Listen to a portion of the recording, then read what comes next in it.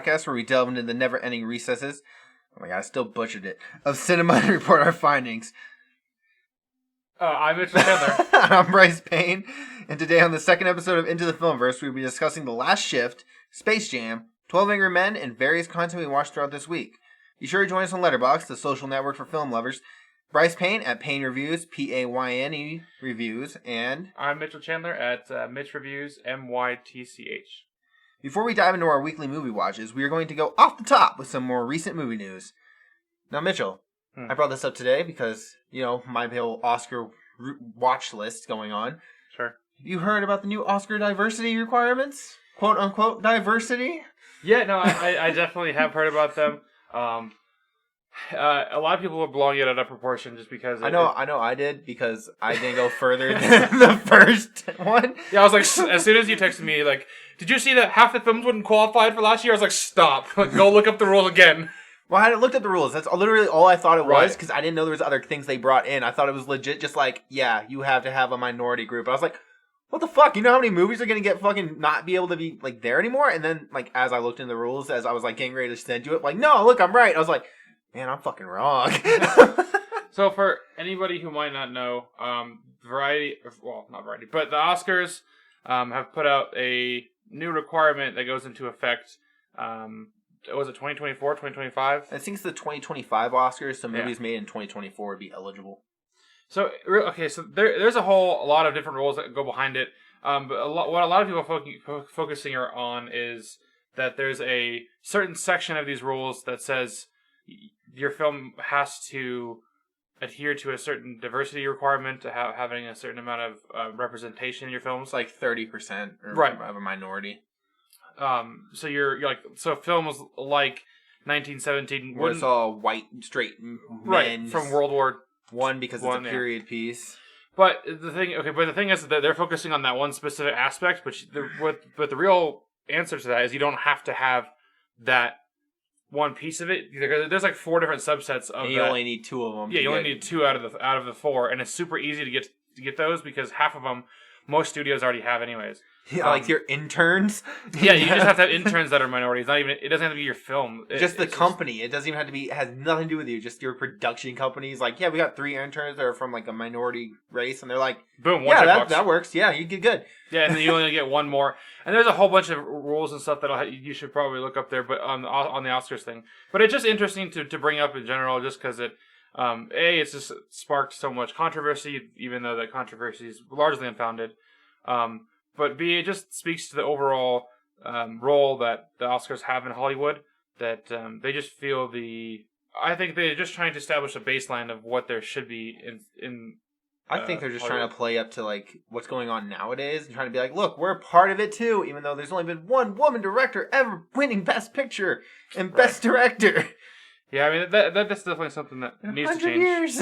Yeah, it's crazy. There definitely needs to be more opportunities and things for people that aren't. This isn't even like, I don't even think it's like a good start to changing it though, because it's just like the laziest requirements for it. It really is, and that's why it's almost like what's even. It's not. So really, the question isn't why are they doing this. The question should be, is this strong enough, or what the controversy should be, anyways. Yeah, it really isn't, because like I can just see like movies being like, oh, we want to go for Best Picture, and they're like, all right, we'll hire 2 interns that are black, 1 that's Mexican, and bam, we got a check mark. All right, do we have any gay producers in our company? Oh, yeah, there's another check mark. Yeah, go us. All right, we don't have to do anything else. That's it. Yeah, there's our requirements. It's almost too easy to try and be able to check these check boxes off. So no, I do get it though, because like if you looked at the last Best Picture winners, like Moonlight and Parasite, because Parasite's a foreign film stuff.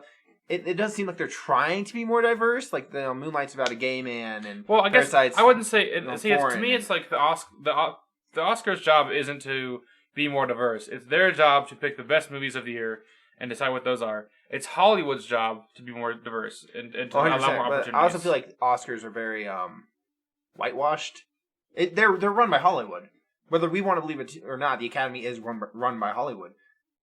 Because like producers are obviously going to try to bribe people. They're going to try to like do whatever they can to get their movie nominated. Because if they win Best Picture, I guess they get more recognition. That's fair. That's why I honestly think like the 2019 Oscars that just happened was probably the most diverse Oscars we've had in history.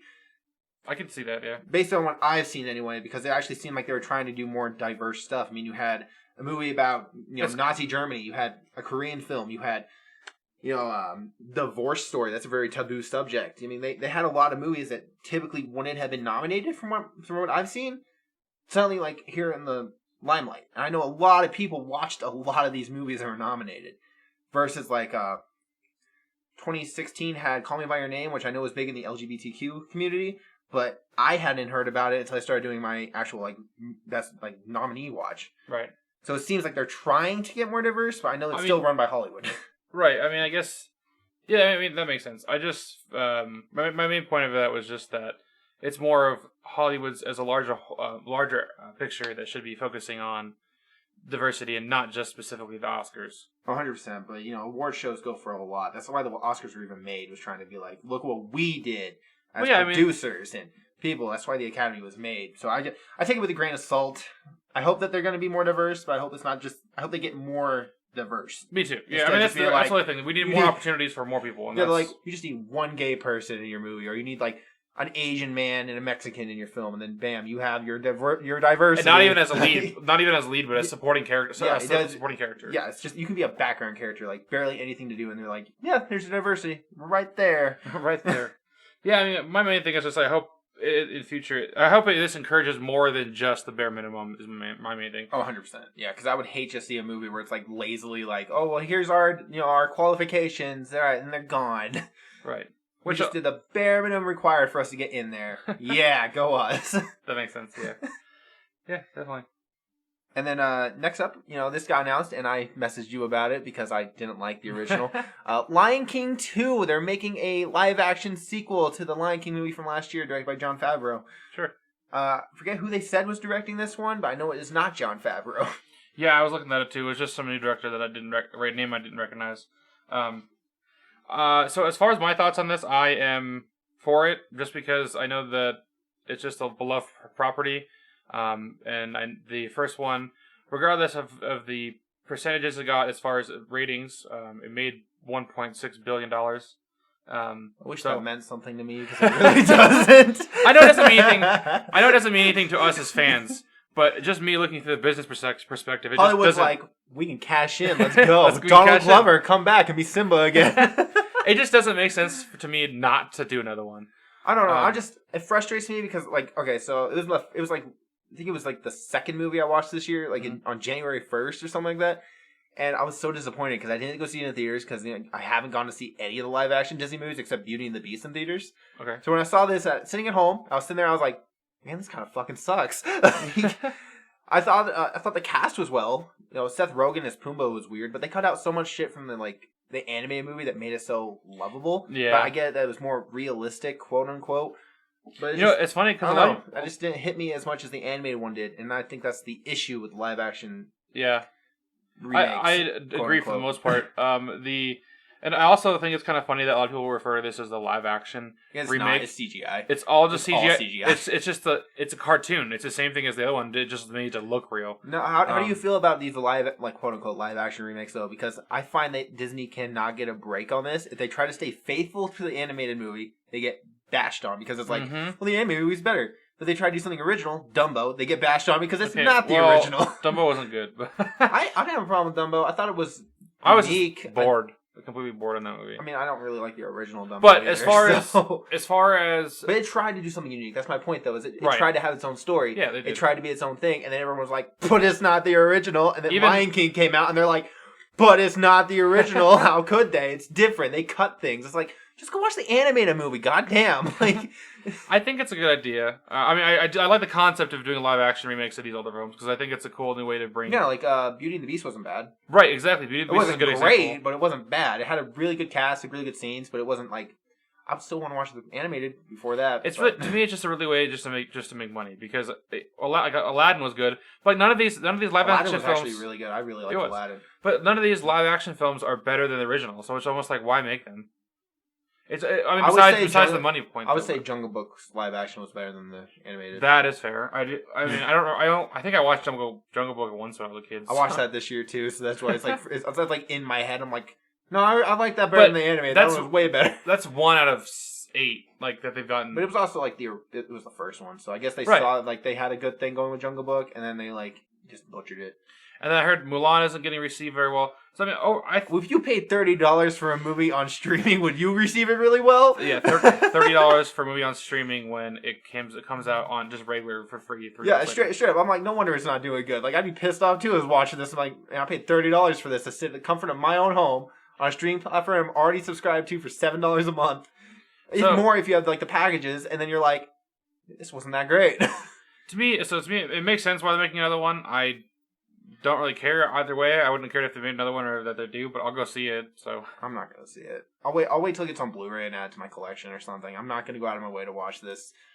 Although, I guess it would depend. Let's see how Seth Rogen does as fucking Pumbaa again. I really like Seth Rogen. I don't know. I thought he was funny. That's fair. It doesn't make a lot of sense. And then another thing. Mm-hmm. Speaking on our Marvel thing last week. All right. Nick Fury show coming to Disney Plus. You know who they cast in the lead? You'll never believe it. Samuel L. Jackson. Oh my god! I would have never guessed. Wait, Sam Jackson? You mean the guy that played Mace Windu? Oh yeah. You know he's gonna be Nick Fury in the Disney Plus show Fury. Oh my! I can't believe this. This is so exciting. Is it seriously just called Fury? Because I kind of hate that. Oh, for some reason I thought I knew that it might not be called Fury. I think it's gonna be ass if it is called Fury. I think it is called Fury though. But there's no deep. So yeah, I mean Sam Jackson has obviously his character as Nick Fury. Dude, he's Disney been Nick Plus, Fury before Iron Man came out. He has been exactly. But the real story here is that they're creating a new Disney Plus show called. Big shock at this point. Every fucking week there's a new Disney Plus show around Marvel. Exactly. My main point, though, is I just don't care about anything right now. You're like, give me what I wanted already. Exactly. I just want to see the content. I was like, if I'm not going to be able... If you're going to keep announcing stuff, I don't care. I just want to see it. They keep, like, announcing, like, oh, so-and-so is cast in Hawkeye, and guess what? She's going to play Echo. And I'm like, bruh, like, that show's not even filming yet. Like I don't care. Exactly. Like, I have WandaVision coming out. Falcon and Winter Soldier's almost done filming. I want to see those before you're like, Moon Knight, She-Hulk. Yeah, I mean... Miss Marvel. Two new movies. So, they also just... I mean, not They just quite... cast Miss Marvel, too. Miss Marvel and it's it's like a new actress. Yeah, new actress. But really, all this news with Disney Plus stuff that's coming, but that we're not seeing it now. I was like, how am I going to get a season 2 of The Mandalorian before I get one season of anything Marvel related? Yeah, especially since Falcon and Winter Soldier, WandaVision, all that was already supposed to be out. Like, right. Falcon and Winter Soldier was supposed to come out like May, June. I mean, I don't hit, so like I get it. But... blame them for that one. But honestly, okay, I don't blame them for that one specifically just because of COVID. But you think they should have? They should have had something ready before they launched the streaming service. What about that What If show? Like that was an animated show. Why isn't that fucking done yet? Yeah, the animated can be done. Like they're still having like Eternals were still having their CGI done on like in India via internet because it's a fucking CGI. You don't need to be on set. Right. It's a fucking animated show. You don't need to be with people. Yeah, and I heard that was going to be Chadwick Boseman was going to do some. He already did some voiceover work for that. Ooh, I don't know if you heard that, but yeah. Post-mortem. Yeah. Yeah, I mean, I just want cool, a show to come out. You know, it's like we had a good first wave when Disney Plus hit last year, and now it's like we've had nothing. Yeah, it's just nothing. There's shows coming out, but they're never anything like big. I mean, that's just us being like. I mean, we're gonna get all this content eventually, but just right now, I'm just like, I don't care about hearing any of this stuff. I paid $7 for 12 months, and I have gotten one fucking show. Yeah, I haven't paid anything because my brother has Verizon, and he got it for a year for free. Thanks, Kyle. See, I paid, but like I don't know. I don't really. Like it's $7. I don't really care. Right. Every month is like, oh, there it goes. I mean, I watched all the Marvel films on there anyway. Just when I did a Marvel marathon. So see, but I own them all, so I didn't need that. Yeah, but they're on 4K, which I liked. Yeah, that's fair. Yeah, I mean, if you're not a 4K, I mean, if I like watching stuff in 4K if it's available in 4K, but otherwise, no. I don't know. Oh, another thing that I heard about yesterday. We didn't have it on our list, our show list, but there was a leaked image of Far From Home on a Disney Plus banner. I didn't see that. Yeah, it got leaked, and then less than an hour later got taken down. That's hilarious. But it was up, and then they were like, "Oh shit!" So I'm wondering if the Sony pictures are actually going to be going into Marvel's category on Disney Plus. That would be interesting. Because like it is all that's missing other than the Incredible Hulk, and no one really cares about the Incredible Hulk.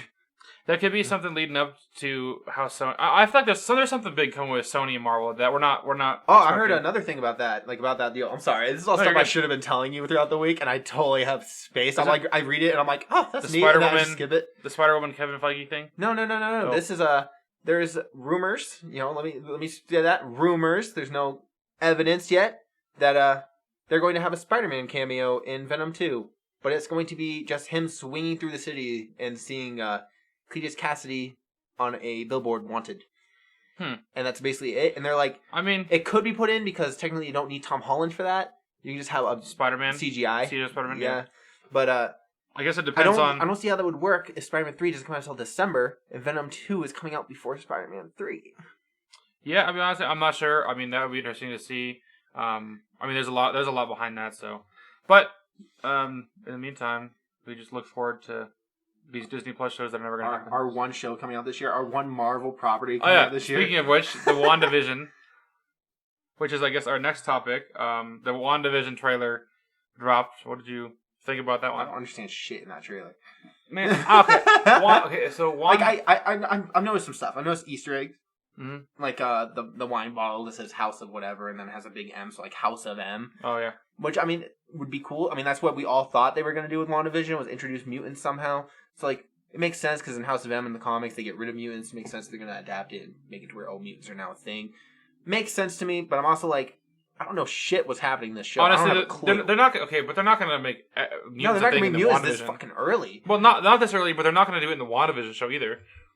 They might, man. I don't know. But Kevin Feige might have had a plan for this. He's like, we're buying Fox. We don't have anything to steal. Let's just create some like scenarios if we do get them. I mean, that would be trippy if that happened. I don't think I'd like it because it's WandaVision and the show's happening. I just don't now, think. I don't then, think all these movies are going to come out with. They might. I mean, if anything, they might hint to it, but they're not going to bring like Storm and shit. Yeah, they're not going to do that because it's such a wide property and like a large property. You can't just like shove it in and be like, we have the X-Men now. Especially when you're doing it on a Disney Plus show when your subscriber base is so low compared to just the market of movies. Oh yeah, I mean that's another issue I have with the Disney Plus Marvel shows is like they're gonna have people that are essential to the movies in their own shows. So in order to understand what's happening in the movies, you got to watch the show. I heard, vice versa. It might not work that way. I heard him say that they were going to make it so that it would amplify what you've seen in the movies, but you don't have to. That would make sense, because I know Miss Marvel is supposed to make her first appearance in Captain Marvel, too. Okay, that'd be fine. Because she's a big fan of, right. Yeah, that whole Miss Marvel, Captain Marvel. But then she gets her own show, but, like, the casting, man, they're casting all these people years ahead. They are. It's like, yeah, I mean, Miss Marvel's, like, at least 3-4 years away. It is, exactly. I thought the trailer was whack. It just was very all over the place. It was. I just don't like Vision in general. or Scarlet Witch. Just those two are my two least favorite characters. So this whole... Emily Osment's pretty fun. She's a fun actress. She did really good at Endgame and, like, Infinity War. Like, yeah, I mean, she did good. I just don't care about the characters. I'm just like... You're like, why would you make a show out of them? Exactly. I mean, I know they're the comics, they had the relationship and everything, but I don't care. I mean, I'm going to watch it, obviously, but... I mean, the only thing that might shock you. The only thing, I'm sure it will, but the only thing that gets me, I like Paul Bettany, just like as Jarvis and his career. He's done a lot of good. Oh my god, I can't talk. Cool shit. I just don't. For some reason, I just never found the character of Vision. It just, at least of what they showed him. He felt really rushed in the MCU because he was just there and then he was gone. He was there 3 years later. He's gone. Yeah, exactly. That's why I don't like him. He kept Wanda in her room. Oh my god. And he walked through walls. Yeah, but. He did that cool laser thing in Civil War where he knocked down the tower. See, he got his ass beat all in Infinity War. And that's why I just feel like he could have just done so much more than... Especially with how powerful they made him. Exactly. But I'm also like... I noticed in the trailer when she's like... she's like, am I dead? And he's like, no, why would you be? And she's like, oh, because you are. And I'm like, if he's a figment of Wanda's imagination, with her psychic powers or whatever, right? Why wouldn't he know that? Like, it can't be that vivid of reality, but it might be, could be. But then how would other people be in there? Because, like, I don't know if you remember in the first Captain Marvel, there was that, her best friend's daughter. Yeah. She's supposed to be coming back in the show as an adult. Oh, I didn't know that. And so I'm like, how is this all going to link into it? Because, like, you also have, what's her name? Jane's best friend from Thor. Oh, I know her, but I forgot her name. I don't remember her name. I know she was in, Two Broke Girls. Yeah. Kat Dennings. That's her name, right? I think that sounds familiar, yeah. But, so she's going to be in the show. But that's like hint of reality, hint of not. But it's only 6 episodes long, so I don't know how. I don't know what they can do. All the characters I don't care about. I mean, the little girl's cool. I mean, as her as an adult. It's interesting, yeah, because it's like it's interesting. The first but Captain also Marvel takes place in 1995, and then it's 2023 now. Oh right, so it should be like, old, yeah. You know, that's 28 fucking years. Speaking of old, hey, it's not. Oh, are we going? I don't know. Old, quote unquote, old. Yeah. Speaking of the movie Old, M. Night Shyamalan. Oh, that's not in my notes, you jackass. I know. I threw me off. I added it in there because I forgot what you wanted to talk about it. But oh, dude. Oh, God. Yeah, M. Night Shyamalan. He put a movie out called Old. He didn't put it out. He announced it. Yeah. 3 days into filming. It started filming on the 24th. Production started on the 24th or something like that. And it comes out next year, I believe. In July. Yeah. I'll let you tell them about what this is about. Oh, right. Yeah. So I read the graphic novel because this is based on a graphic novel called Sandcastle, and I read that last night after this guy announced because I was like, I'm gonna go see this. I want to see what it's about. This is a fucking horrible movie. You ready for this, Mitchell? I haven't told you anything. You stopped me before I could. Okay, I did. 2 families go to this beach. They're there for a fun night or a fun day. They're gonna sit there, have picnics. Play in the sun, ocean. Nice time. They find a body. Interesting. The body is an old woman. Okay, I was like, all right, old, okay, cool. Now, everyone in this group's, the 2 families collide, butt heads, they see each other.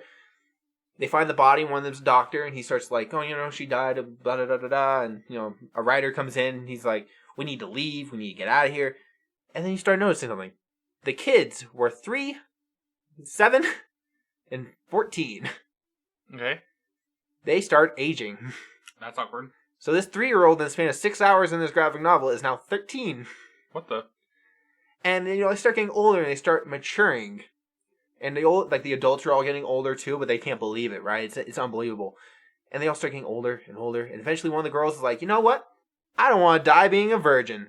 That guy's got a big dick. Let me go fuck him. And so this little girl that when the book starts is 7 years old decides to go have sex with this dude. Who's also I think when the book starts with 9? So what, it's like more of like a or not 9, I think it was 6, yeah. But no, you ready for this? She gets pregnant. Oh no. And since everything's aging fast, the baby just poof after 30 minutes. She gives birth. What the freak? So, in this graphic novel, there is a lot of child sex, a lot of talks about orgies with the children because the kids are all growing up and they're like, you know what, we can have orgies together. Well, and you know how this book ends? Are you ready for this? Oh, Spoilers. No. They all just die. Nobody gets out. Nobody gets rescued. They all just die of old age. And the book ends with the daughter who was born waking up in the morning to find everyone around her was dead and decaying. That sounds absolutely trash. This movie is gonna suck ass if it adapts this book. I don't want to see a 9-year-old's dick. I don't need to see it. I have no interest in that. Who would want to? I mean, yeah, I don't think anybody would want to in general. Hopefully not. Only M. Night Shyamalan, apparently. He was like, you know what sounds like a good thing to make a movie out of? This graphic novel. And I was like, Backwards Fountain of Youth. That sounds pretty fucking cool, right? If it adapts this graphic novel faithfully, it's gonna suck. I mean, generally speaking, usually directors don't adapt it officially, write it onto its thing. No, I know there's going to be differences. There might not be as much child sex. And, it's obviously got to fit a runtime of at least 90 minutes to be considered a film. Sure. So, it's got certain requirements it has to meet. But, this graphic novel sounds horrible. I'm sure it has fans. I hope he's just taking the concept that you age faster on this island, and then he goes wherever else he wants on that. Because if it follows this, it's going to suck. Yeah, I don't want to watch that movie. I don't want to watch that movie. That sounds kind of bad. Of course, there's no trailer. There's no synopsis. It's just based on this graphic novel. So, this graphic novel is the only thing we have to go off of. And it was grotesque, disturbing. I didn't feel comfortable watching this. So it was more reading this. Well, okay. So let me ask you this. So, content aside, just how do you feel about the Shyamalan himself? Shyamalan. He's hit or miss. Because Unbreakable was okay. It was really slow, but it was a slow burn, so it was worth watching. Mm-hmm. Split I really liked, but I also hadn't seen Unbreakable at the time, so I didn't know it was connected to anything. Glass was bomb. It was not a good movie. And then there's the classic Airbender, motherfucker. I was gonna get there. That was the classic. I know. The one that no one can miss. The most important, best film ever made. Oh my god! Not hated by anybody. Yeah, I'll just take my rope now. Thank you very much. Or he has that one movie, Signs or whatever, where like the aliens get beat by, I think it's wood. Wood's their weakness, so they go to a planet full of wood and water. And I've never heard of that, but that sounds terrible too. I just don't like him as a director, so I'm not looking forward to it. He does okay movies once in a while. You know, like I said, it's a hit or miss. Did you like Split? Okay, fine. I like Split. But that's the only one. Did you like Glass? I did not. Yeah, I didn't like Glass. Was disappointment. I did not like Unbreakable. Unbreakable's boring as hell. Yeah, it's just boring. I like The Sixth Sense was good. Okay, that's fine. That one's a classic though. That's what really like blew him up. You know, that's what made him. You have he made Devil. That movie's shit. Is it really? You know what? Okay, you ready for how they base their whole argument? Sorry, completely off topic, but it's his Shyamalan, so it is kind of topic. Sure. There's this Hispanic guy in the film, and the movie's called Devil, so it is about the devil, of course. And he's sitting there, he's like, "Oh no, the devil is among us." And they're like, "Well, how do you know?" He's like, "My mom always told me that if you put jelly on toast and flip it in the air, it'll always lay a jelly side down if the devil is near." And he does that, and it lays jelly side down. He's like, "Ah!" and freaks the fuck out. That's his whole basis for the devil being in that elevator. I feel like you're making something up right now. He flips jelly toast. That's his whole argument for why the devil's there. You're bullshitting right now. There's no way. That's 100%. And you know what's even worse? This is a guilty pleasure movie. No. I watched this movie at least 3 times now. Wow. Because I actually enjoy the concept. And I think it's hilarious to watch, but it is a shit horror movie. I made my wife watch this because I thought it was so fucking funny it was bad. Let me flip this toast and find out if the devil's here. Dude, it's so bad, too, because he took it so serious. Everybody in that movie took their roles so serious. Like, no one thought it was dumb. They were like, yeah, 6 people trapped in an elevator? Yeah, sounds like a good concept. Oh my god, we're starting to die. Who's the devil? Who is it? And Let me flip the jelly toast. Let me flip the toast. The devil's here. It's so bad. Okay, yeah, that sounds absolutely terrible.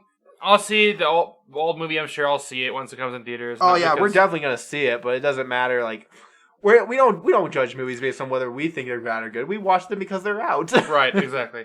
I'm not looking forward to it, but I will see it. That's my thing. I would have to wait till the trailer. Right. I mean, like, if it looks cool, it'll be like Fantasy Island, where like I'll go see it. It depends how much I have to pay to go see it. Right, exactly. I did pay to see Fantasy Island, so I enjoyed Fantasy Island. If I had to pay to go see Old and I hate it, I'm going to hate it. But if I don't pay, I'll be like, at least I saw it for free. Yeah, I thought about that. I saw Replicas for free. That Keanu Reeves movie. It was absolutely terrible. I want my time back, but I can't. So that's enough for another time now. So, you ready for the newest movie we've seen? I say newest because it's not the most recent one we've seen in theaters, but it's the newest one we've seen in theaters that we both learned about a day before we went and saw it. The Last Shift. Oh no, Mitchell, do you want to tell them what the Last Shift is about before we go into our thoughts on the film? Okay, so The Last Shift is an American story about 2 men struggling in the same town. While worlds apart, Stanley, an aging fast food worker, plans to call it quits after 38 years on the graveyard shift at Oscar's Chicken and Fish. His last weekend takes a turn while training his replacement, Javon, a talented but stalled young writer whose provocative politics keep landing him in trouble. These two, who share little in common, are brought together through circumstance. Stanley, a high school dropout who has watched life pass by his drive-through window, nicely done, proudly details the nuances of his job, while Javon, a columnist who is too smart to be flipping patties, contends their labor, which is being exploited. A flicker of camaraderie sparks between the long overnight hours in a quiet kitchen. Let me just tell you, the amount of effort he had to take to read that was not as much effort as this dude put into this film.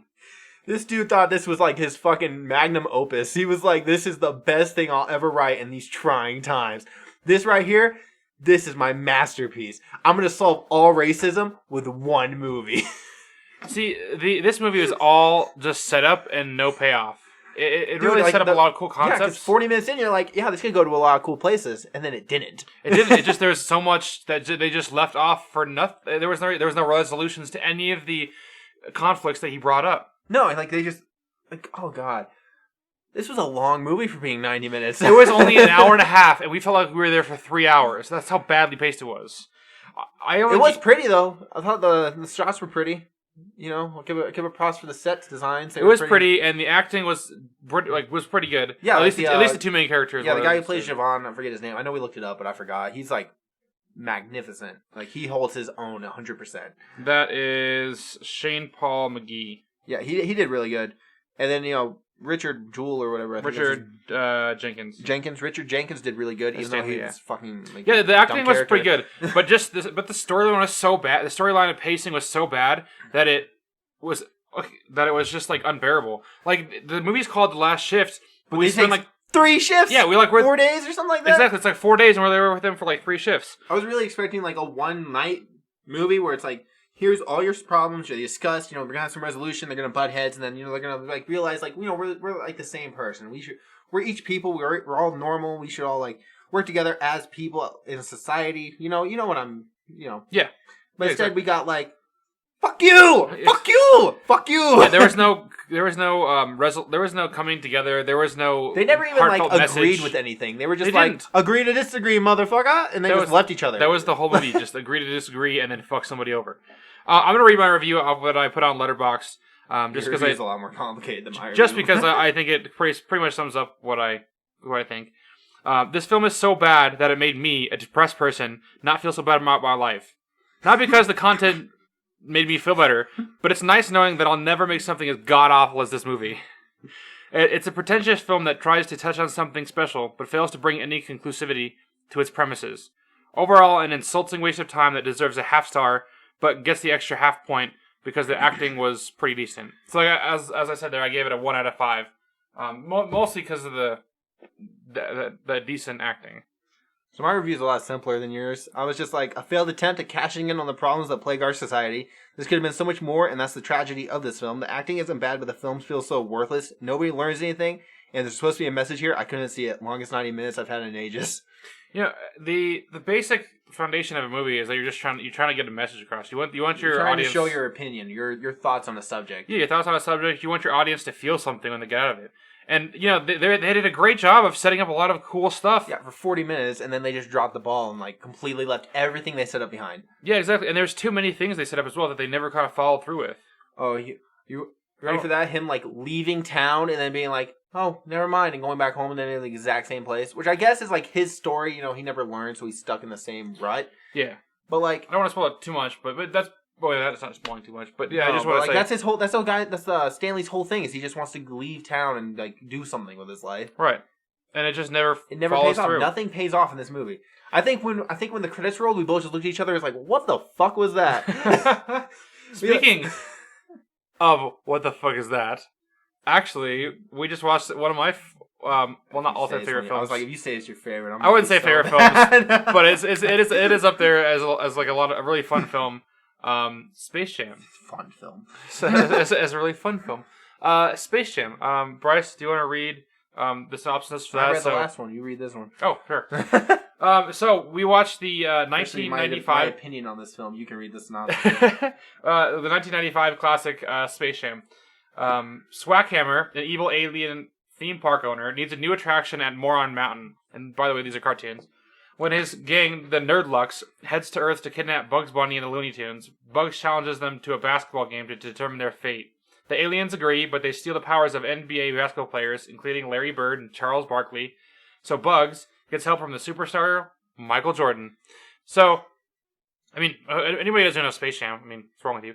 But I had never seen it before when I saw this in theaters. I'll get my thoughts on it first before I let you. Before you rip into me, you're gonna be like, your opinions are wrong. No, before I let you dive into it, I've have the benefit of nostalgia and watching this as a kid, so it's honestly just a lot of fun. It's really kind of silly. It has that '90s, early 2000s, that age of flavor with just that over the top campiness, but also just kind of with that simple, heartfelt story, kind of like you would see in like a Flubber or Inspector Gadget.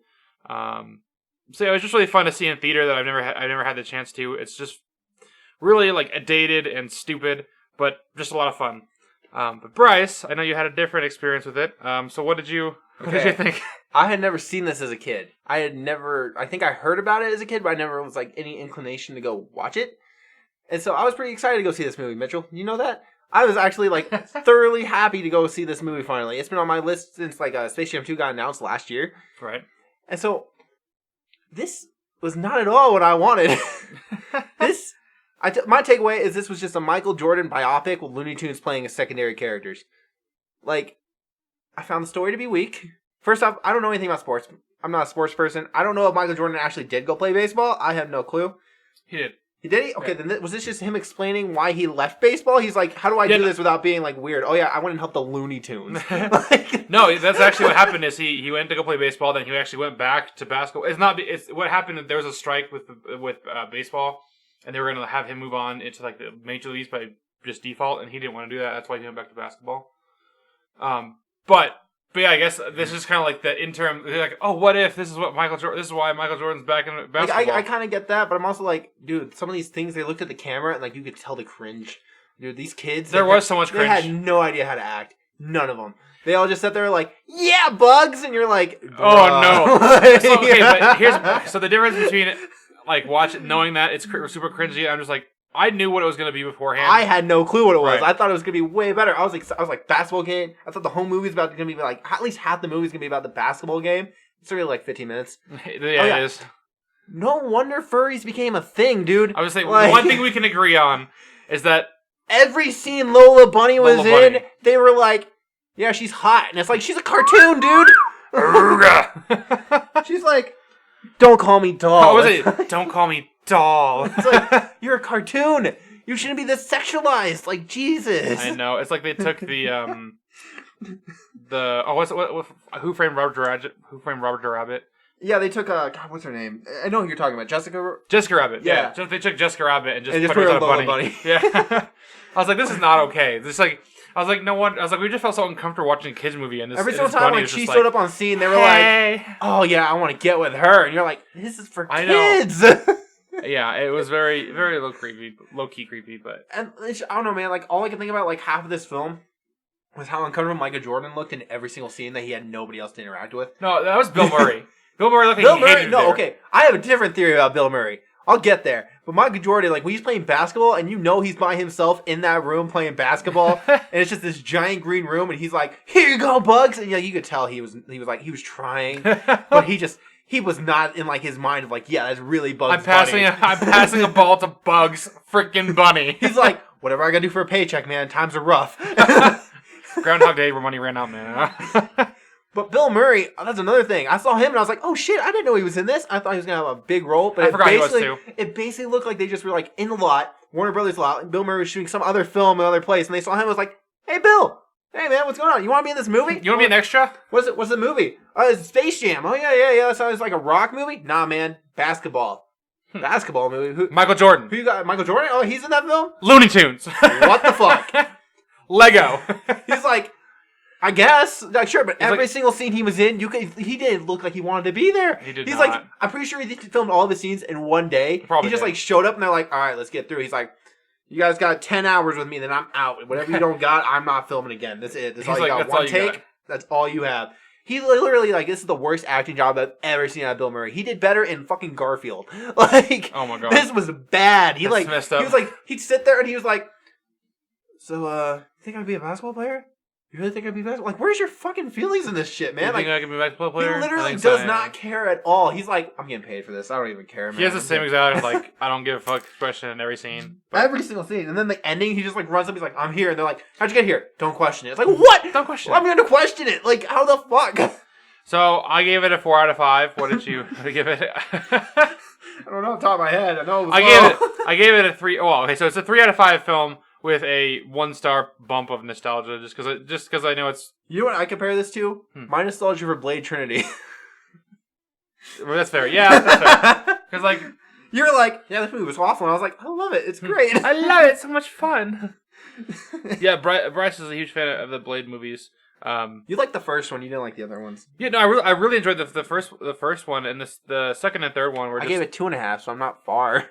That's not bad. Yeah, I mean, it's not. It's like half, but 50%. Okay, but it's really. I understand it though, coming from somebody that doesn't like I don't like sports and I had movies. No nostalgia towards this. No nostalgia, and plus, like, just the over the top campiness that you. Dude, it's terrible because like I really like the Looney Tunes Back in Action movie. Okay. With Brendan Fraser. Brendan Fraser. Sure. Yeah, Fraser. And I don't know, man. I just found that one way better. It actually seemed like Looney Tunes did more in that movie, and this one they were just like, yeah, we're here. Let's jump around. It's all about Michael Jordan. And then like okay, if you haven't seen Space Jam, you're with me, but you're too late. It's like 25 years. You've lost your fucking argument.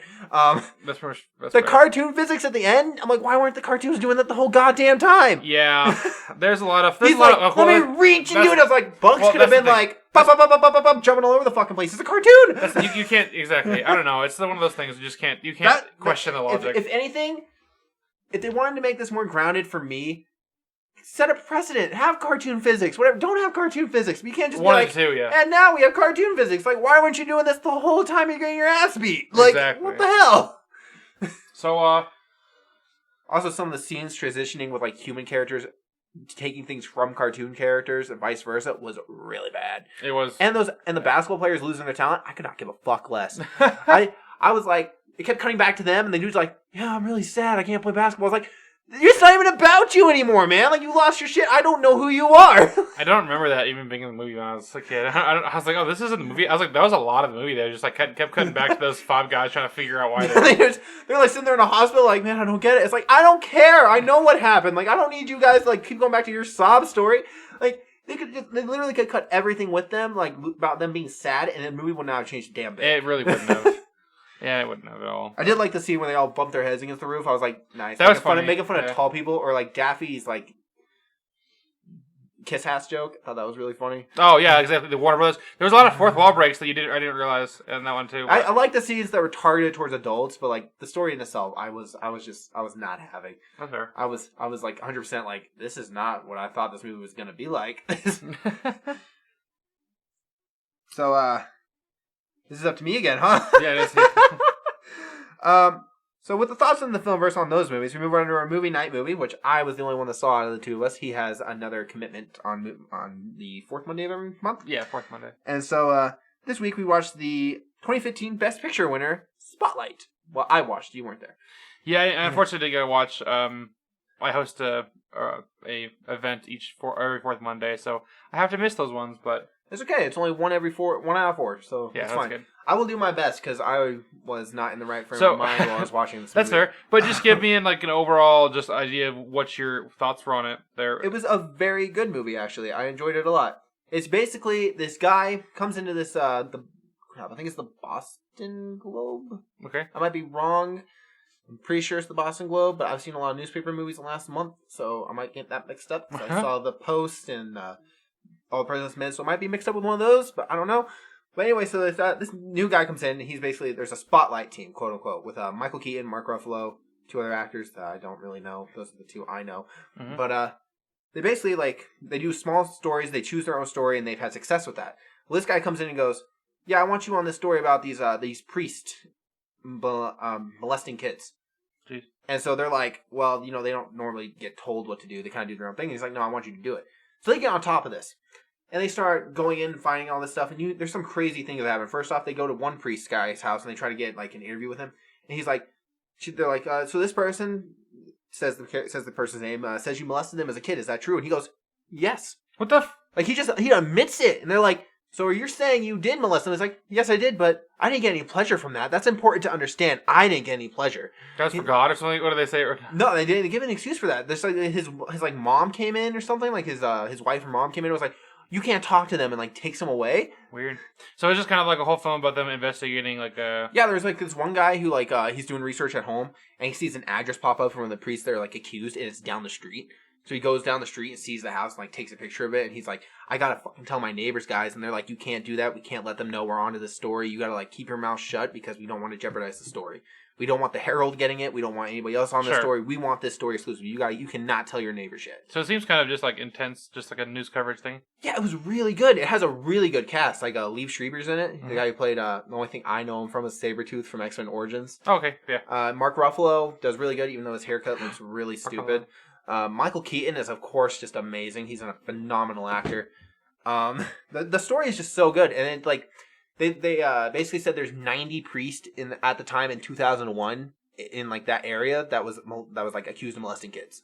Oh wow, 90. And then they give a list of cities around the United States with priests currently under watch, Mm-hmm.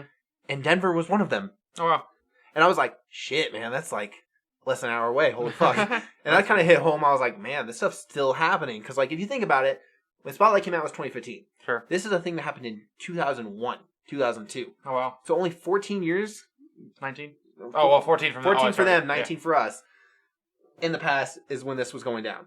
Wow. And basically it was like the Pope and like the Vatican were keep like covering stuff and being like, no, not at all. Nothing like that's happening. No. And like they would hire lawyers and like hush everything down the rug. They would do like payoffs to make sure people don't talk about it so it won't be in the court system so no one can prove anything. I can definitely see why this is or Best Picture. This shit was nuts. Like I was watching it and full disclosure, I was drinking. So I was like so hooked into this, which like I was watching it and I was like, man, this is like whack. It's intense, yeah.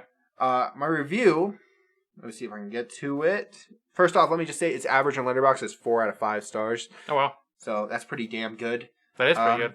My review was that this was the first newspaper based on or first film based on a newspaper that I actually liked. Mm-hmm. It was captivating to see a small 4-person team uncover this huge scandal. My friends and I were blown away to realize that this was taking place only 19 years ago, 14 at the time of this film's release. When we saw a city that is relatively close to us, we were shocked. The worst part is that this is still going on and people just brushing it under the rug. Wow. This is an amazing cast, and I see why it deserves Best Picture. Yeah, that's awesome. I mean, definitely something that I'm sure I'll have to check out sometime. Yeah, it was really good. Like I was shocked with how good it was.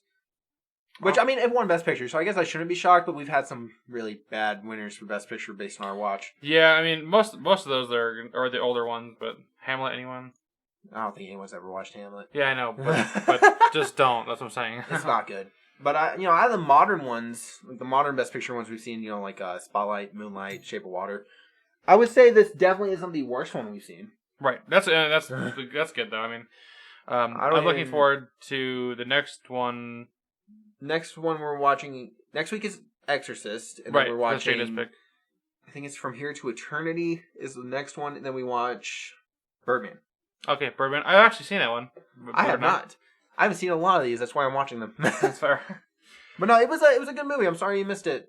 That's all right. But, I mean, there's only five of us there anyway, so Exactly. So with that down and out of the way, we present you the Filmverse feature. Each week before our podcast, we choose a film that the other person hasn't seen. This week, I chose 12 Angry Men. Mitch, what did you think of one of my favorite movies ever made? Yeah, it was actually really good. I was invested the whole time. As you mentioned, I really like the cool different camera angles and how it's just 12 guys in one room, but it doesn't feel claustrophobic at all. It feels very open and that you can feel everybody's presence, and that you had also mentioned that they all have different personalities, which I noticed as well. But they have different personalities, which is just super cool that you have 12 different people in there, but yet I know that there's 12 different people and that none of them blended together. It was just really cool to see because 12 Angry Men, for anybody who doesn't know, is just it's a jury of 12 dudes as a jury. Typically is not the gender and stuff, but just there's 12 people. 12 people on jury, exactly. Fate. But yeah, basically just deciding this dude's fate, and the facts say that he killed somebody, and they are basically just debating on whether or not that's true or not.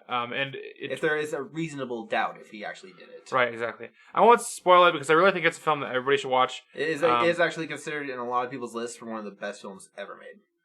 Yeah, it's a great film. I mean, it's a really good thing on how good films can be, even ones that are black and white and from... With only, I think it was 14 cast members and 15 with the judge, the witness, or the... I don't know, I can't say to witness? Oh, the not the victim, but the guy, the accused. The accused, yeah. And then the person in the hallway. Right, exactly. And then 12 people. 15 people cast in a small little tiny room, and it captivates you for 90 minutes.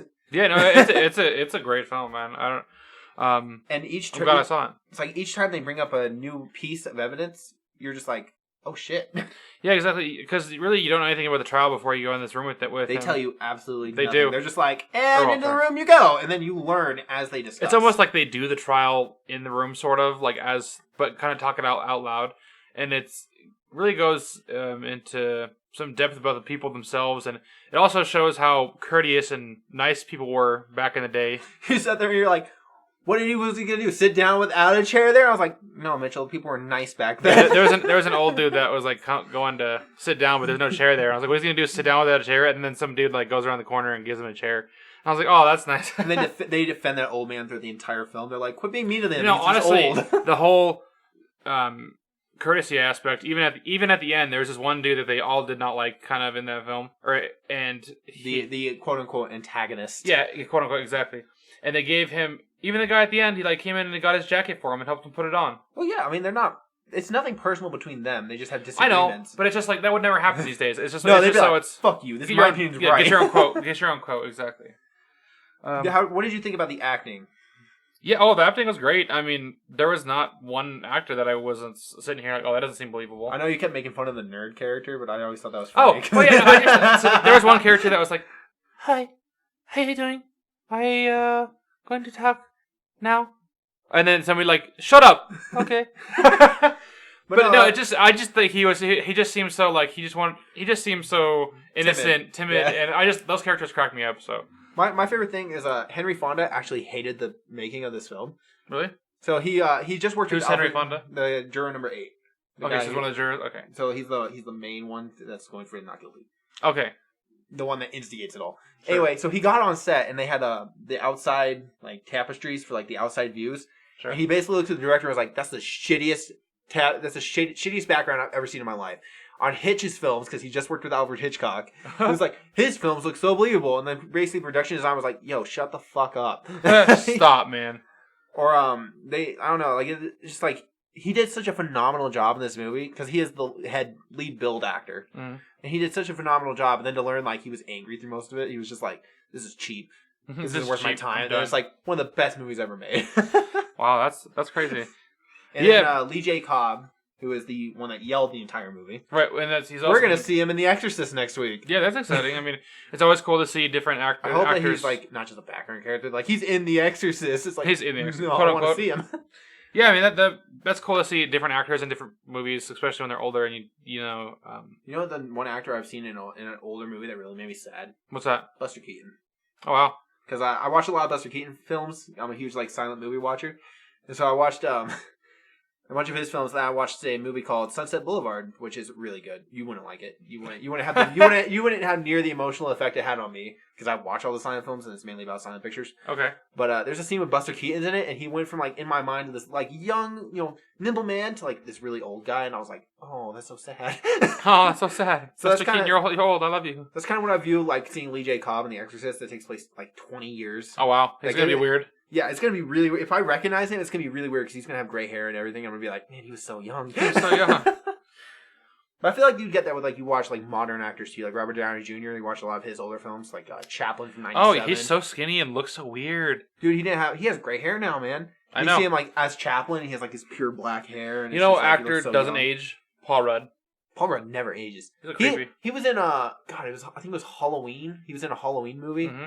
And straight up, he looks the exact same today. And weird. He was like 17 when that movie came out. Honestly, but you know what's gonna happen is in like 20 years or 15 years, he's gonna age like that. It's like 100 years. It's just gonna be like he's gonna have like this immortal looking status for like. So he's like 70. And then he turns 7, and then he's just an old man trained the next year. Like, what happened to Paul Rudd? He's like, he just got old. I don't know what happened. He just, poof, old man. Quantum realm. I don't know. Yesterday he looked young. Today he looks old. I don't know what happened. It was just overnight. So, do you want to know? So, every week we do a Filmverse feature. And do you want to know what mine is going to be for next week? I hope it's not something cringy because we were like attacking each other yesterday, and I hope it's not like. You're going to watch a Space Jam again. Space Jam. Yeah, exactly. No, so it's something I've never seen as well, but I've always wanted to see it. Ooh, it's our first then. It's our first where neither of us have seen it.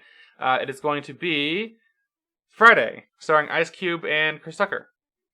You literally just want to watch this because I do. I really want to watch it. I just want to watch the damn! No, I mean, there's that, but also I just really love Chris Tucker, and it's always been a film that's on my list. Ice Cube's pretty good in movies, too. So yeah, Ice Cube's always been good in movies, and it's always been something I want to watch, and I think it'd be cool if we watched it together and talked about it, so that's my next movie. Not bad, not bad. I was really thinking Rush Hour because you were talking about Rush Hour forever, so I was like, it's gonna be Rush Hour. Oh, you've seen Rush Hour, though, right? No, I have not. I did not know that. Well, I mean, you already know that. I mean, I've told you this. I'm probably gonna pick that from movie night. Yeah. So whenever we get to onto that, but yeah, Rush Hour. That'll be something to watch eventually, but we'll get there. So, Mitchell, what movies did you watch throughout the week? Yes, I mean, like throughout the week, just watch movies, by myself sometimes. Me too. So I want to talk about 3 films that I watched this week. And the first one, you watched the week prior that I had 2 weeks prior. 2 weeks prior, right? You didn't watch it the week because you had a mess up, and then I gave you the movie. So exactly. And that is called Trick or Treat. And it's basically a film that centered in a Halloween-centric town right around Halloween. And they just celebrate Halloween to the fullest. And it's just about, I guess, just a bunch of supernatural / fantasy elements that happen mixed with horror. It really feels like Goosebumps meets a rated R Goosebumps meets what can I think? What the word? But basically, just like a rated R Goosebumps meets Halloween Town. That's it. Like the Disney Channel Halloween Town. I just really love this movie. It's probably one of my favorite horror movies that I've ever seen. And it's not quite horror; it's like a comedy horror. But I'm probably gonna make this like a yearly October watch. Like weekly, damn, Mitchell. I missed, but I'll make this a yearly Halloween watch just because it's so much fun. Yeah, it's even funnier is I always thought everyone was just blowing this movie up. They're like, it's the best. It's one of the best Halloween movies ever. And I was like, bullshit. Yeah, the director. I mean, I already memorized the director's name is Michael Dougherty. But it's probably because I went to. But yeah, it's super easy to remember his name. But it's such a cute, fun little film. It's like, so silly, it's so but innocent, but innocent, but not innocent. Exactly, like, it touches on so many like messed up subjects, and then it's just like that's a little cute Halloween movie. Exactly, there's just twists and turns, and then the way it's shot is just like it's so captivating. It's so fun to watch, and they just have it so where you think like a certain part is happening, and then they go to another character, and at first, like they go like 3 hours earlier, and you like think you're gonna hate it because they went back and before or something, but it's a different character, and then they're following it, and it meets up with that specific scene, and you're like, oh, I saw that before. Yeah, like all links up. Every story links into another story. Exactly, and some way or another. Some way or another, like a little bit like insignificant thing that just happens to like affect the next story. I know, and it just all flows together so well, and I love it. And then like the actual quote unquote antagonist of the film, even though they're all Sam, exactly. He's so cute, man. He is. He's just like this little pumpkin demon thing, and he's so cute. I still think my favorite scene with him is just like he got out of that spoiler, not spoiler. I won't go into details. But he goes out of that one house at the end. Oh sure. And he looks across the street and looks down and looks across the street and just marches at him. I was like, yeah, go beat the shit out of him. Do it. Exactly. Like it's weird because you really root for the villain. Like you don't care about the character. He's not even like a bad character. Though. He's not. He's like all he's doing is keeping the tradition of Halloween. He's like, you guys are the one fucking up. I'm just here to like make sure everything runs smoothly. If you get a chance, I mean, just watch this film. Especially the Halloween season. Yeah, Halloween season. It's so good. We're going into October. You really need to watch this film. It's just a ton of fun. Before I go into my other films, I'll jump over to you first and see if is there anything that you wanted to talk about that we watched this week. I watched a pretty cool Japanese film. Okay, what yesterday. Was that about? It's called Good Morning. And you ready for the synopsis, dude? It's a 90-minute movie. It is about 2 brothers who take a vow of silence because their parents will buy them a TV. Okay. You said it's a silent film or no? No, it came out in 1959. Okay. And these 2 brothers basically like keep going to their neighbor's house to watch TV. Mm-hmm. And their mother's like, no, you can't go over there. So like, buy us a TV. We won't go over there then if you buy us a TV. And she's like, no, you're not getting a TV. And so they basically like, they're just like, their dad comes in, like yells at them for loudly listening to their mother, and they go, fine, we just won't talk then. And they legit do not talk except for to each other. And they go to their teachers, like their English teacher comes into their house like, yo, why aren't they talking? Like, what the hell's going on? And their parents are like, oh yeah, they're just like having one of those fits, they're just being stupid boys. But there's like, it's just so funny because they get, spoilers, they get their TV. Okay. Like the end of the movie, they basically like disappear and they get found watching TV at a train station and brought home and they bought a TV for them. But there's so many fart jokes in this movie too. Oh my god. There's this thing where like every single time like they touch someone's forehead, they fart, and if they don't fart, they're not good. What the heck? Dude, it's so funny. It's such a simple, like lighthearted little Japanese film. And like it was funny, man. Like I enjoyed it. I thought it was a blast. It was so simple, yet so good. Yeah, I mean, that sounds pretty cute. I like that. Just, I saw it and I was like, I gotta watch this. Like the synopsis is like, I'll read the synopsis. I won't read my review. I'll read the synopsis. It says, a lighthearted take on director Yoshijiro Uzo's perennial theme of the challenges of intergenerational relationships. Good Morning tells the story of two young boys who stopped speaking in protest after their parents refused to buy a television set. Uzu weaves a wealth of subtle gags through a family portrait as rich as those of dramatic films, mocking the foibles of the adult's world through the eyes of a child protagonist. Wow. They basically just like, oh yeah, they're like, shut up, you talk too much. Like, oh, and you don't? Oh, good morning, how are you? How's the weather? Oh yeah, it's good. And I was like, man, these fucking people are ripping apart their parents because throughout the entire film, they're like, good morning, how are you? Oh yeah, pretty good. How do you think of the weather? Oh yeah, it's pretty nice. And the child's like, that's all you fucking talk about. It's like, that's all that adult human beings talk about. It's true. They're like, how's the weather? Who the hell cares? Who the hell cares? Oh, that's hilarious. And dude, they take this out of science to school too. So like, not just like they have an English teacher, but they also like in class they'll be like, "Can you read the passage?" And they'll sit there and stare at them. They're like, "What the hell's going on with you?" Like, that's creepy because nobody knows what's going on. Like the kids just stop talking, just like mute. It's like, I want a TV, bro. Mute. It's like, I won't even talk at school. Like, you're clicking this little far. Like, I'm getting that damn TV. I don't even care. Yeah, that was one of my movies I watched that I thought was really cute. pretty harmless. What about your next pick? You gonna buy me a TV? No, I'm just kidding. Get the TV. Just go mute. No. So my next film I watched that I think it was a really different film that I've seen is called The Eternal Sunshine of the Spotless Mind. It stars Jim Carrey, and Mark Ruffalo and Kirsten Dunst. So it's such a first I only knew Jim Carrey was in it. And I had no kind of background information about it, just besides that. And I watched this film, and it's basically like a rom-com Inception. So basically, so whack. It is whack. So the synopsis of the film, just not verbatim here, but just off the top of my head. Basically, Jim Carrey falls in love with this girl.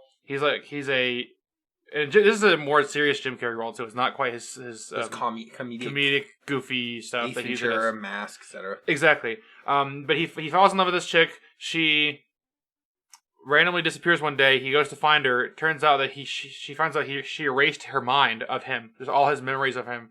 And he goes to the same place where she erased her memories. And he decides he wants to take the same procedure and get rid of her in his memories. But then he realizes that he doesn't want to while he's in this process of getting his memories erased.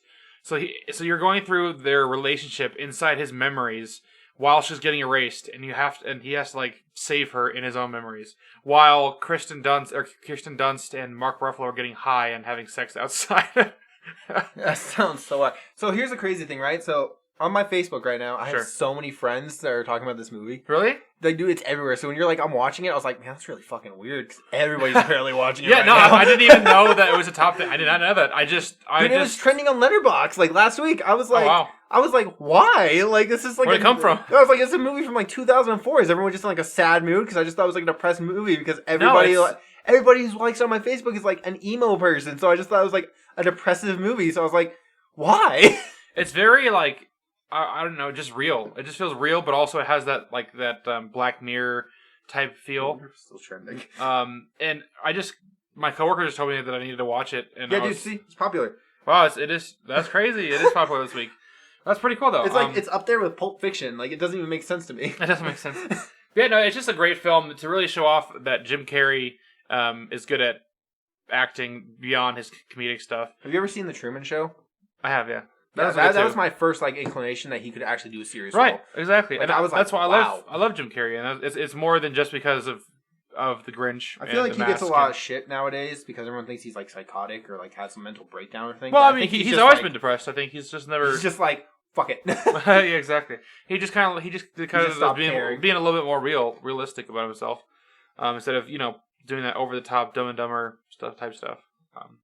I watched another movie today. Yeah, what was that movie you watched? It's called The Man Who Fell to Earth. The Man Who Fell to Earth. That sounds familiar. You know who stars in this movie? Who? David Bowie. Oh, wow. He plays an alien who came from his planet to find water because his planet is having a drought. He becomes a successful businessman. and basically like is trying to figure out how to get water to his planet. So here's the thing, though. I don't fucking know what I watched because this movie was so goddamn confusing, but so good. Wait, how does that simple of a plot get confusing? Because it jumps over. Okay, so I want to say, but he has like these glasses. At one point, he sees like I don't want to call them pilgrims, but like just people. No, like think of that like the Oregon Trail. You know that era. That's pilgrims. Like let's say like the witch. Like, you know the people how they dress in the witch. Yeah. That's who he like sees them just in a field, and they like can see his car as he's driving, but the people in the car can't see them. That's so weird. Yeah, it's like that kind of shit happens throughout the entire movie. Yeah, that sounds like whack. And so like there's like scenes where like he visions like his family on the planet, and they like look through a glass and like see what he's seeing and shit like that. It's a weird fucking movie. But you ready for why I think this is so good? David Bowie was called an alien in real life. They said he looked like an alien. They said he was weird, strange looking kind of guy. This dude is like fucking owns this role because of that. He uses his rock and roll persona, because this was his first ever film role, to be this strange fucking alien-like creature, because he's already been called an alien for how he looks. He always had his gender neutral kind of thing where he always he dressed weird. People always thought he was like gay or stuff like that. So now it's like he owned that shit. Like he just was like, yeah, people think I'm an alien. He fits the role so damn well. And that's also cool. I'd say it, but David Bowie at 30 years old was fucking attractive as hell. Like I was stunned. I thought he was in his like early 20s. Yeah. Straight up, he's like 30 years old when this movie came out. Probably one of those dudes that didn't age as well. Dude, it was so good. Like he was sitting there and like his facial structure, the way he looked and stuff, maybe it's just alien. An 80s thing. Maybe just all 80s people just don't age. This movie came out in 73. Oh wow. Or 79 or something like that. It's one of those. But yeah, I was like, well, sorry. My dad was. I think that my dad is 80s, but he was born in 69. So yeah, this movie came out in 1976. Wow. And he was 30 at the time. Yeah. Wow. Dude, he looked so good. And then his acting was phenomenal. Like if he wasn't in this movie would have sucked. It's really just nobody else. It's literally just because of him. The way he acts is so you feel the alien thing. Oh yeah, I'm sure he'd be great at that. Dude, it was so good. I said that a lot, but it was so good. I'm not even a David Bowie fan. I literally look at Labyrinth, and that's pretty much all you got to know. I haven't seen Labyrinth. I haven't seen him in anything. This is my first time, and I was like, holy shit, he holds this shit up. You ever seen Labyrinth? I have not. Oh, I always got it confused with Pan's Labyrinth. Yeah, that's fair. When I watched Pan's Labyrinth, I was like, the fuck? This isn't at all. Where's David Bowie? Movie.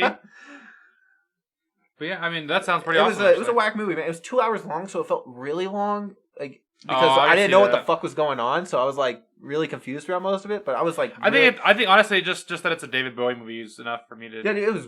Oh my god! There's a scene where he takes off his human appearance and goes to the girl who's been with since he got to planet Earth, basically.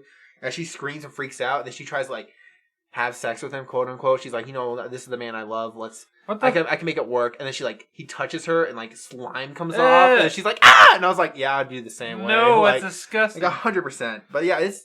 How does she go from a dude peeling off his skin to being not even peeling off his skin. He does it in the bathroom where she can't see him, and then she's knocks on the door. She's like, "Are you okay? Are you okay?" And he opens the door, and she's like, "Oh my god!" He has reptilian eyes, and he's fucking pure white pale. It was crazy. That's creepy. But I was like, I gotta watch it again. I'd probably understand so much more if I watched it again, because my one time viewing, I was like, I have no clue what just happened. I have no clue, but it was David Bowie, and that was ethereal. It was good. It was horrible, but it was good. It was horrible, but it was good. There were so many scenes I was like, man, this is boring as fuck. This sucks. And there's so many, every single time he came back on and he was doing something, I was like, I like this again. This is good. I like it again. But if he wasn't in the movie, it would not be in the movie. There were scenes where he wasn't in it? Yeah, there's this lawyer who's helping him out, and every single time I come back to him, I was like, I don't care about this. I don't care what's going on with him. I want David Bowie. Wait, there's a lawyer, and all he's trying to do is get water back to his planet? Yeah, but he has to build a spaceship, stuff like that, try to get to his planet. Oh. I won't spoil, but I probably will spoil. I won't spoil, but I probably will spoil.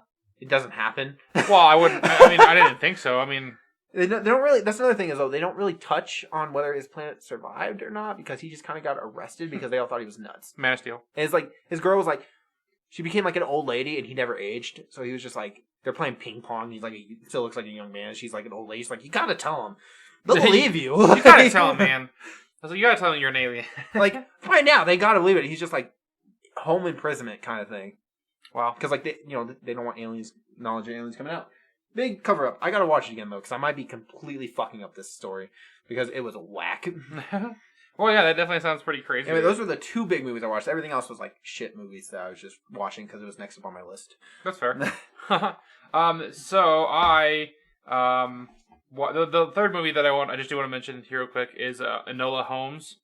That's the new Netflix film that focuses on Sherlock Holmes' sister. I thought it was younger sister. Yeah. It's okay. I've heard it's pretty good. Yeah, it's just okay. So like the acting is really great, and the story is good up until probably the halfway point, and then it takes a different turn that you weren't quite hoping for, and then it just kind of falls off from there, and then picks back up a little bit just at the end. It says like 2 hours too. Yeah, it's like 2 hours and 3 minutes. The runtime doesn't feel like long at all, though. That's what's nice about it. So it doesn't feel long, but it's just like the story wise, it just wasn't too good. Basically, the basic premise is that so Sherlock and Mycroft, which are the two Sherlock brothers or the Holmes brothers, they leave to do their own things as they do, and then the Holmes dad died, so it was really just the Holmes mom and then Enola Holmes, which is the daughter, and she basically trained her to be this really confident, strong young woman, really smart, kind of like Sherlock. And then her mom disappears one night, and the whole thing is about Enola finding her mom. I didn't realize 11 played right, Enola and it was Millie Bobby Brown played it's Enola really Holmes. weird seeing her with hair. I've never seen Stranger Things. I know she gets hair, but it's so weird to like. She doesn't like. Okay, off topic. The Stranger Things cast looks fucking grown up now, and it's fucking weird as hell. You think about like the first season of Stranger Things, and they're all little babies, and now they're like 20 years old. It's like a little shocking. Sorry, go ahead. I just freaked me out when I saw like the cast list. and was like, wait a fucking minute. People grow up quick. It's crazy to see, especially. I mean, there's like a small gap where they grew up, but Finn Wolfhard, like from the first hit to the second hit. Oh yeah, right, exactly. That shit was whack. That was whack, exactly. But I would say it's really, honestly, it just made me want to see more of Henry, because Henry Cavill plays Sherlock Holmes. You want to see him Sherlock? I want to see just more him. I would want to see a second movie of this if they focused on Sherlock Holmes and Enola Holmes together. But if it was anything besides that, I wouldn't want to see it, because to me they work really well. And Henry Cavill as Sherlock Holmes is a brilliant idea. It's just he does such a great job. Well, we're getting a Sherlock Holmes 3 with Robert Downey Jr. No, thank you. I didn't like that too. I really didn't like those other two. That's the best you get. You don't get have Henry Cavill. You get Iron Man. If anything, I just wanted to see more of these two characters interact with each other. But the film itself was kind of mediocre. You're not really making me want to see this. I would watch it. I would watch it. I would like it, considering like what I watch. Oh, that's a good question. Yeah, I guess so. Would I have a fun time at least? You would. No, the whole time? honestly, anybody has a fun time. It's not that bad of a film. I just think the storyline was just kind of. Netflix movie you need to watch, even though I don't think you'll like it. What's The that? 5 Bloods. Oh, I know. I need to watch that still. If anything else, just because it's one of Chadwick Boseman's last films. No, exactly. No, I know I need to watch that one. I just haven't gotten around to it yet. But it's not bad. I think I've touched on that before. It's not bad. But Enola Holmes, I would recommend it. I gave it a 3 out of 5. So for you, that's not bad. No, exactly. No, it was a good experience. I just was a little bit disappointed by like the kind of middle of the story, but overall, it was. I would recommend seeing it. Let's just leave it at that. I don't know if I'll watch it. I would be honest. Netflix movies are always flying underneath my radar. Like I would watch it if there's a sequel coming out. So I would wait to see if there's a sequel coming out. Otherwise, you're not missing too much. Well, really, it's like it's like Devil All the Time that we watched last week. Sure. Or was it the week before? I think it was the week before. Mm-hmm. And I would not have watched that if you hadn't said it, because it was just a Netflix movie that I was just like, yeah, whatever, and it flew under my radar. I just, especially with not a whole lot of movie releases coming out, it's fun to watch these new Netflix films starring. Netflix is going to have so many Oscar nominations next year because they're the only ones fucking coming out. Well, I mean, they have to put them in theater to come out. No, not necessarily. Do they? Yeah, it has to release in like 3 major theaters in certain areas. There's like a rule that it has to release in theaters. When was Marriage Story in theaters or The Irishman? They were both in theaters. Maybe I didn't. They weren't. I think I remember Marriage Story being in theaters for like a day. You don't have to put it in like wide release. It has to be in like 3 theaters. It has to be like a California theater. It has to be in like it really has to be like three theaters. That's all. It's like a Fathom event kind of thing, like limited time. Yeah, exactly. I don't really like that. You don't have to make it a wide release film. It has to just play for X amount of time in certain markets. Like that's all it is. Well, that makes me sad because I was really hoping Defy Bloods would be nominated for Best Picture because it's worth watching for. They could if they wanted to, but they would have to put it re-release back and re-release it in theaters. No, they won't do that. Exactly. That's disappointing. Well, thank you for joining us as we talk movie news. Sounded so well. Well, sadly, we have nothing else to talk about this week, but thank you for joining us as we talked movie news, shared our thoughts on The Last Shift, Space Jam, and delved into our weekly movie watches. Sure, go ahead. Hold up. Nomadland. Why didn't we know about that? I forgot Nomadland. I was so mad. We were about to wrap up, but yeah, no, I mean, so Nomadland. I don't know if anybody's heard about this. It had film festival appearances, like digital film festival appearances in like New York and Toronto. What's the director? Was it Francis Ford? No, Francis Ford Coppola did Godfather. Not Francis Ford Coppola. No, but it's something like that. The name of it. Her name is Frances McDormand. Yeah, was the cast. Yeah, McDormand. Chloe Zhao was the director. So yeah, there's this new film that's coming out. Probably, I think it says December or something, right? Or November. It's supposed to be December 4th. December 4th is a movie called Nomadland that comes out. It's basically this. It's a woman in her 60s embarks on a journey through the American West after losing everything in the Great Recession, living as a van-dwelling modern-day nomad. Yeah, the trailer is absolutely terrible. No, it's 5 seconds. It's not even a trailer. It's literally just like here you go. But here's my thing, though. We went and saw Space Jam, right? I get out of Space Jam. I look at Letterboxd. I had like 4 people I followed fucking reviewed Nomadland. I was like, I want to watch Nomadland. I want to watch him. He could have. I mean, we could have, but it was... But no, I don't think we could have because I think tickets would have already been sold out. Oh. Because you have to buy, apparently, because it's a digital event, which is bullshit. You can't just buy tickets. There's a limited amount of tickets. Mm. And I'm like, but it's digital. Who the fuck cares? Like, Denver has a film fest going on in October. Okay. Solo tickets go on at the beginning of October for like films coming out, but Nomadland's not there. Oh no. And so like, I was so livid. I was like, I want to watch that, and I could have seen it fucking 3 months early. Yeah, but I didn't know about it. I didn't know about it. No, I honestly don't even want to see it anyways, but I'll watch it just because of the trailer. You just saw the trailer and was like, no, I don't want to see it. No, that's really, it made me so mad. I was like, this is what you're going to put out for marketing, really. I was like, okay, great. You know what? They don't need anything else. If the whole synopsis is a 60-year-old lady going in her van, I'm out. What else do you want to see? I'm out. Based on Letterboxd, it has 4 and 5 star reviews. That doesn't seem that interesting, though. I mean, I'm going to watch it only because you're going to watch it. But I'm going to watch it because the woman who directed it is the one who directed Eternals.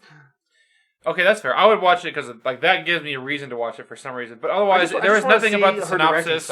There's nothing about the synopsis. There's nothing about the trailer that got me excited about it. So I was like, why would I see this movie? I think if it was a different time period, like let's say, I want to say like the 70s. Okay. I would have been more into it because it's like this hippie era, 60s, 70s. I think modern day, it's going to get into people. She's going to get like mugged, or she's going to get like threatened, or the cops are going to pull her over and get her. I know basically what's going to happen. I don't know if that is what happens, but I can see them going with those beats. I can see, she's a 60-year-old lady. She's going to have some like money problems. She's going to have mugging. She's going to, typical stuff that happens in. Well, yeah, when you're going to go across country with no money, of course things like that. Yeah, it's going to happen. But I'm interested because it looks pretty. It really does. It looks gorgeous. If all those outdoor scenes are like that trailer, it's going to be fucking gorgeous. Yeah, I mean, I guess I'll report back to you guys when I see it, or in 3 months because we missed the film festivals. Right, exactly. And then we were looking to South by Southwest, and tickets are like $1,800 fucking a person, and I was like, no. Yeah, a lot of these film festivals are just too much money for. Don't get me wrong, I really want to go to one, but I'm like, I don't want to go pay fucking $2,000 for me to go fucking watch movies for 3 days. That's horrible. It really is. It doesn't cover your like housing. That doesn't cover like expenses. It's literally just going to see those movies. Yeah, exactly. And it would be cool because that's where some people saw Parasite last year and like beginning of the year. And plus plus a lot of those films never see the broader light of day. But I mean, some of them do. Like, some of the directors go on and do other things that are cool, but... I think if there was, like, a smaller film festival, like, because obviously South by Southwest is huge, Cannes is huge, the New York Film Festival is huge. I think if there was, like, smaller film festivals, like, because I know Boulder does one, and Denver has one, but I think I'm going to be looking into those, because, like, that'd be an experience I'd want to do, but I really want to go to South by Southwest one day. I really want to, and I'm so mad the tickets are, like, $2,000. You'll just go one day, like, all right, let's drop it $2,000. You know what? Fuck it. Go to see movies. Go to see movies. Well, be sure to follow us and turn on notifications to get updates every time we post. You can stay connected with Bryce Payne on Letterboxd at Payne Reviews. Payne Reviews. Exactly. And then you can stay connected with me, Mytchel Chandler, by following me on Facebook and Instagram at author Mytchel Chandler, and on Twitter at Mytchel Chandler, and on Letterboxd at Mitch Reviews. And Mytchel and Mitch is spelled with a Y, so it's going to be Mytchel. I'm working on getting more. I'll have a list too. I know. I just have a whole list spiel I have to go through. He's like, and Bryce is on Letterboxd, and I am on Reddit, YouTube, Instagram, Facebook, Twitter. That's hilarious. Well, that's all for this week, our fellow cinephiles. And until next time, Excelsior!